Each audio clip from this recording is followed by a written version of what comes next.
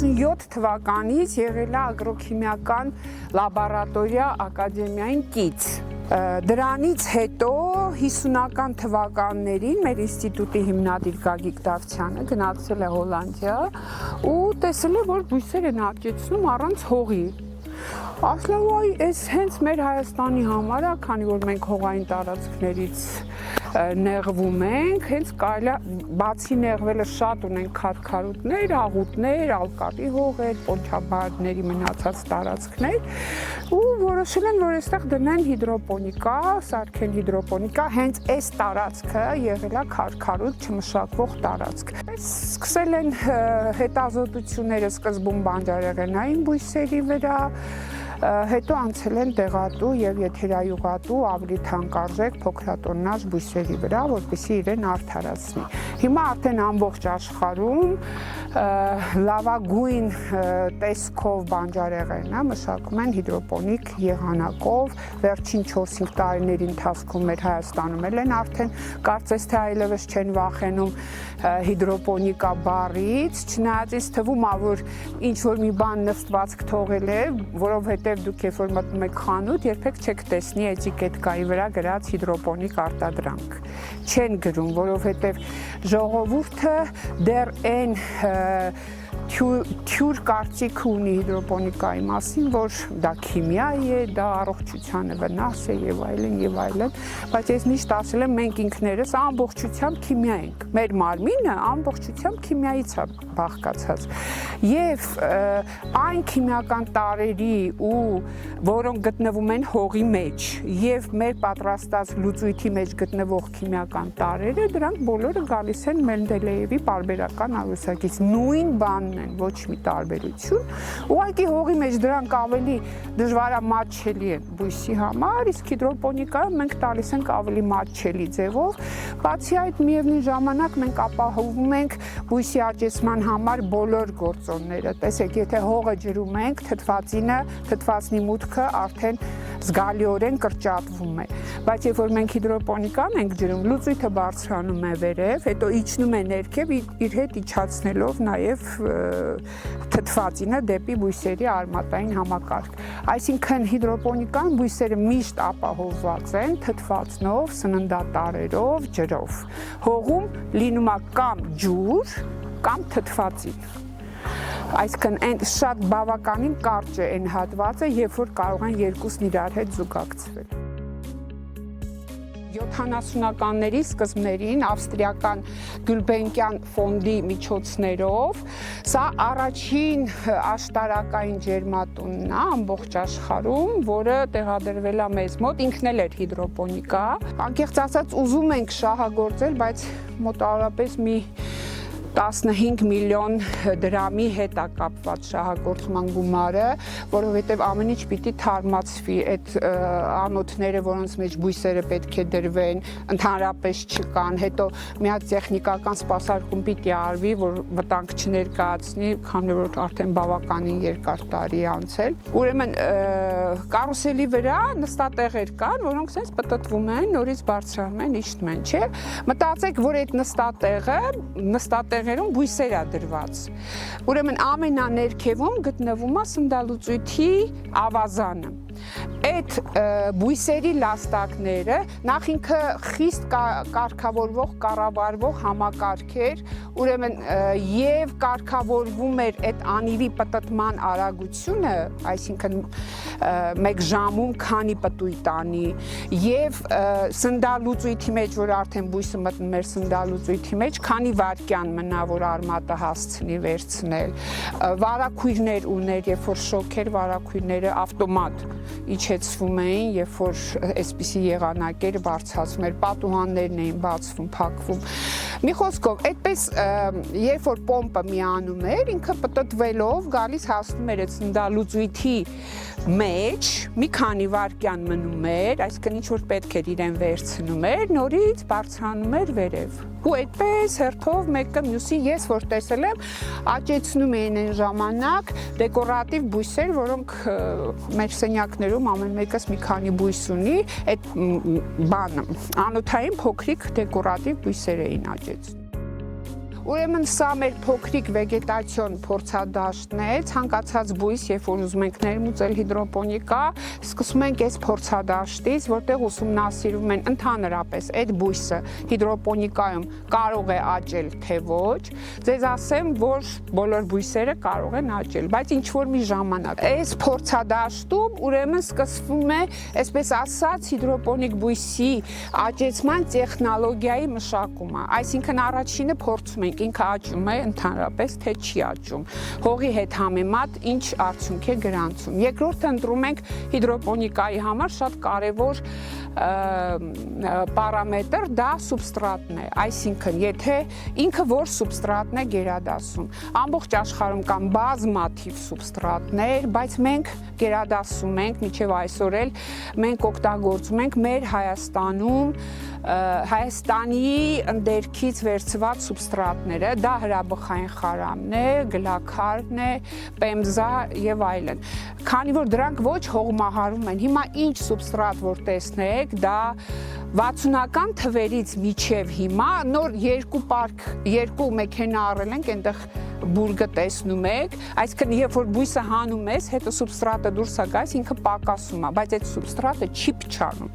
Հիմա օրինակ տեսեք, եթե կոկոփիթի մեջ մեր ջերմատներում կոկոփիթ են օգտագործում, ռոքվուլ են օգտագործում, դրանք մեկ վեգետացիայի կյանքում են։ Դրանից հետո այդ թափում են, նորն են գնում։ Իսկ սրա մեջ արդեն տասնյակ տարիներով այդ բույսերը աճում։ Երկրորդ փուլը, ասենք թե ընտրեցինք մենք սուբստրատը, հիմա տեսեք, եթե մերձ արևադարձային բույս է, այսինքն ինքը շատ սիրում է ջերմություն, արմատները պիտի տաք լինեն, նախընտրում է բույսը գլաքարը։ Ինչու, որտեվ գլաքարը արևից ավելի շատ է տաքանում, ինքը ծակոտ կենչի ու դրանով նպաստում է բույսի նորմալ աճմանը։ Իսկ հրաբխային խարամը ինքը ծակոտիներ ունի, երբ որ դու բույսը ջրում ես, այդ սննդարար լուծույթը լցվում է ծակոտիների մեջ, ինչ որ մեմբրանի տեսքով փակում է այդ ծակոտիները եւ միջև հաջորդ ջրումը այդ սննդար էլեմենտները կամաց տալիս է բույսին։ Դրա համար հենց հիդրոպոնիկայի հաջողություններից մեկն էլ հենց այդ է, որ անընդհատ կարծես թե իրենք սնման process-ի մեջ են։ Հետո ընտրում ենք սննդարար լուծույթը, հազարավոր սննդարար լուծույթներ կան ամբողջ աշխարհում, բայց մեր ինստիտուտի հիմնադիր Գագիկ Դավթյանը, ինքը ագրոքիմիկ էր իր մասնագիտությամբ, մշակել է Արարատյան հարթավայրի չոր կլիմայի համար հատուկ սննդարար լուծույթ, որոնք բույսերը 90%-ով բույսերի մեծամասնությունը նախընտրում է հենց այդ սննդարար լուծույթը։ Դրանից հետո արդեն գալիս է սննդարար լուծույթի խտությունը, տարբեր էլեմենտների հարաբերակցությունը, ջրման ռեժիմը, օրվա մեջ քանի անգամ սնուցել կամ մի օր սնուցել, մի օր չսնուցել, բերքահավաքի ժամկետ եւ այլն եւ այլն։ Սա օրինակ դեղաբույս է ծնեբեկ հուրանային, մեր իմացած ծնեբեկի ազգակիցն է, բայց ինքը համարվում է դեղաբույս ու արմատներն են օգտագործվում, շատ հետաքրքիր արմատներ ունի, սենց երկար, սպիտակ, գեղեցիկ։ Անցած տարի մենք ունեինք 5 պրոյեկտ, այս տարի մնացել է մեկը, որովհետև 4-ը ավարտվել են։ Այս մեկը նրանցից էր, սա կոչվում է Էլեուտերոկոկ փշոտ, ինքը հայտնի դեղաբույս է, որի արմատները կիրառվում են որպես ադապտագեն միջոց, այսինքն ստրեսային պայմաններում, երբ որ դու խմում ես այս բույսի արմատների էքստրակտը, քո դիմադրողականությունը ավելի բարձրանում է։ Կան տվյալներ, որ զինվորներին են էքստրակտ տվել տեսողությունը լավացնելու, լսողությունը լավացնելու համար, մի խոսքով, մի հրաշք բույս է, որը կոչվում է ադապտագեն, այսինքն վատ պայմաններին հարմարվելու համար։ Ուրեմն ինստիտուտը զբաղվում է ոչ միայն դեղատու եւ եթերայուղատու ծննդային բույսերի աճեցմամբ, այլև մեր մեկ այլ ուղղություն կոչվում է արժեքավոր ծառատփատեսակների, տնկիների արագացված բազմացում, դրանցից մեկի ներկայացուցիչը այս Բրգաձև Թույան է, սրանք կարծեմ արդեն այս երրորդ տարին է այս բույսերի համար, որ գնում է, արդեն այս բույսերի համար հետազոտությունը պետք է իրականացվի Դավթյանի սննդալուծույթի մեջ տարբեր սննդաէլեմենտների հարաբերակցության վերաբերյալ։ Այսինքն տեսնենք, թե որն են իրենք նախընտրում։ Երևի մի 40-50 ծառաթփատեսակներ ներմուծվել են հիդրոպոնիկա, մշակվել են դրանց տնկիների արագացված բազմացման տեխնոլոգիաները եւ ինչով են տարբերվում հիդրոպոնիկ տնկիները հողային տնկիներից։ Նախ նրանք ունենում են շատ հզոր արմատային համակարգ։ Օրինակ, եթե սա ուզենաք հիմա դուք հանեք, հիդրոպոնիկայը ինքը դուրս չի գալու, ջանքեր են պետք ներդնել։ Հետո մենք գիտենք, որ հողում, քանի որ մենք ունենք ջրի, սննդատարրերի պակաս, արմատները ուղիղ գնում են ներքև, որ կարողանան խորքից ջուր հայթայթել։ Իսկ հիդրոպոնիկայում, քանի որ ամեն ինչ տալիս ենք բույսի, նրանք զարգացնում են հիմնականում փնջաձև արմատներ։ Ու կպչողականության տեսակետից, երբ որ հիդրոպոնիկ տնկին տանում են հողում, կպչողականությունը առնվազն 90%։ Դե դեպքեր կարող են, օրինակ դեպքեր եղել են, որ ասում են վայ չի կպել, պարզվում է տարել մի անգամ տնկելա, ջրելա, ու էլ չի ջրել, որոշել է, որ հիդրոպոնիկայը կկպնի։ Չէ, սկզբում պետք է խնամքը տանել, ոնց որ մյուս դեպքերում։ Վայրի բույսերի ծրագրի իմաստը նրանում էր, որ այն բույսերը, որոնք շատ են օգտագործվում մեր հայ ազգաբնակչության կողմից եւ քաղվում են վայրի բնությունից, փորձենք դրանք դարձնել մշակովի, որպեսզի կարողանանք ինչ-որ ձևով ազդել կենսաբազմազանության պահպանության վրա, որովհետեւ տարբեր շրջաններում լինում են դեպքեր, որ անխնա ոչնչացնում են այդ բուսատեսակները ու կարող է գալ մի պահ, որ այլևս մենք այդ բույսը չունենանք, գիտեք, մեր կարմիր գրքում քանի հազարավոր բույսեր են գրանցված։ Այն քիմիական նյութերը, որից ժողովուրդը, այսպես ասած, զգուշությամբ է վերաբերվում, որոնք մենք տալիս ենք սննդալուծույթի մեջ, այստեղ չկա։ Այստեղ ձկների ջուրը, այսինքն արտաթորանքով լեցուն ջուրը մտնում է ֆիլտրներով, ֆիլտրվում է, որտեղ դա հիմնականում ամոնիակ է պարունակում, որը բույսի համար թունավոր է։ Ֆիլտրների միջով անցնում է, հատուկ բակտերիաները ամոնիակը դարձնում են նիտրատ, որը բույսին անհրաժեշտ է, դրանով սնվում է բույսը, որից հետո այդ ջուրը նորից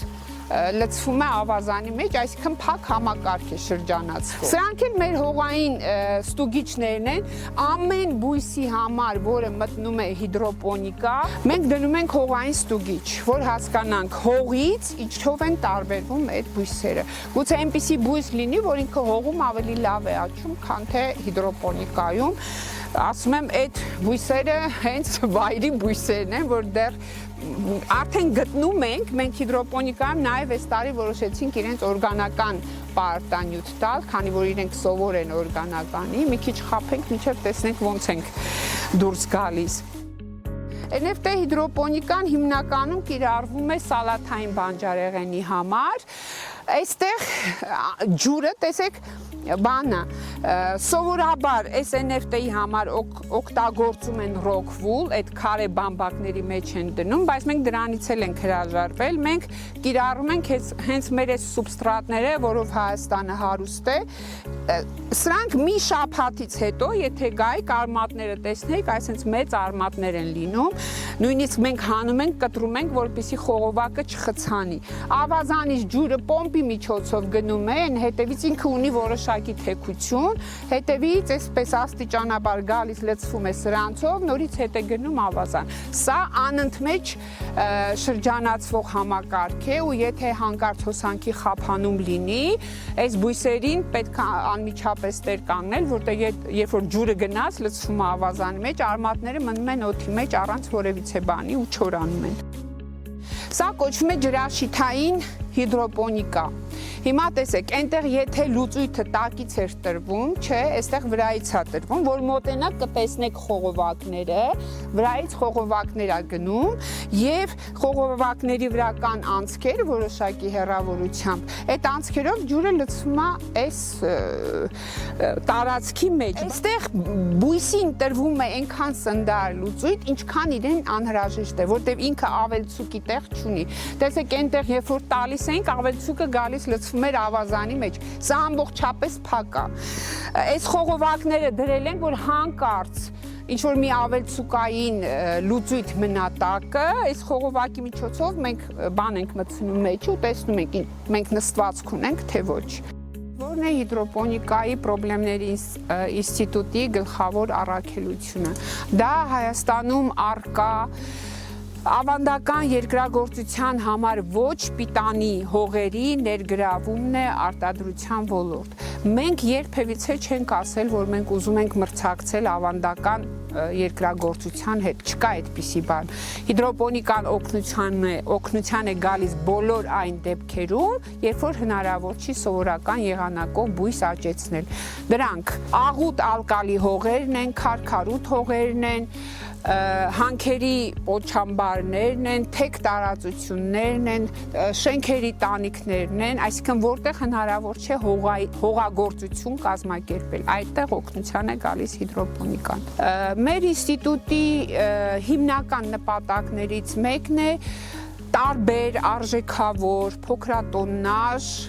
բույսերի, նաև ոչնչացման եզրին գտնվող բույսերի, հազվագյուտ բույսերի ներմուծումը Հայաստան եւ հիդրոպոնիկայի ոլորտ եւ դրանց տեխնոլոգիաների մշակումը, որպեսզի մեր երկրի բնակչությունն էլ կարողանա օգտվել այն բազմազան բնական բարիքներից, որոնք ամբողջ աշխարհում կան։ Բավականին շատ ֆերմերներ, ովքեր սրանից մի 5 տարի առաջ սկսեցինք մենք պրոպագանդել հիդրոպոնիկան, այն ժամանակ բոլորը վախենում էին հիդրոպոնիկայի, սկսեցինք պրոպագանդել, բացատրել, որ հասկանան ինչ է հիդրոպոնիկան։ Հիմա տեսեք, ֆերմերը երբեք չի գնա քարքարուտ տեղում հիդրոպոնիկա հիմնի, որ կարողանա հիդրոպոնիկայով բան աճեցնել։ Մի սխալ ուղղություն էլ գնում է, երբ որ բերի հողերի վրա դրվում է հիդրոպոնիկ ջերմատուն։ Մենք դրան կտրուկ դեմ ենք, հողը մնում է հող։ Հիդրոպոնիկան պետք է դնել այն վայրերում, որտեղ հնարավոր չի բույս աճեցնել։ Ցավոք սրտի մեր ֆերմերները հիմնականում ջերմատնային են աճեցնում բույսերը, ջերմատնային հիդրոպոնիկայով, դե ֆերմեր չեմ էլ ասի, մեծ կազմակերպություններ են, որոնք իրենց համար ունեն իրենց խորհրդատուները, ամեն ինչ բերվում է արտասահմանից, եւ սուբստրատը, եւ սննդարար լուծույթները եւ այլն։ Այդպես մեծ ֆիրմաները մեծ հետ խորհրդակցության չեն գալիս, բայց անհատները, առանձին ձեռնարկատերեր շատ են գալիս։ Խորհուրդներ միշտ տրվել են, ասենք ով ուզում է սկսի նոր հիդրոպոնիկա ինչ-որ մի բան աճեցնելու, խորհուրդ ենք տալիս սկսել, ասենք սալաթային բանջարեղենից միանգամից լուրջ բույսեր չվերցնել, որ մի հատ հասկանան այդ բույսը ինչպես է աճում հիդրոպոնիկայում։ Մենք ամեն մեր ծրագիրը, որ ասեցի 5 ծրագիր ունենք, ամեն ծրագրից հետո մենք տալիս ենք, այսպես ասած, ներդրման առաջարկ, որ եթե այս բույսը աճեցվի, ասենք 100 մետր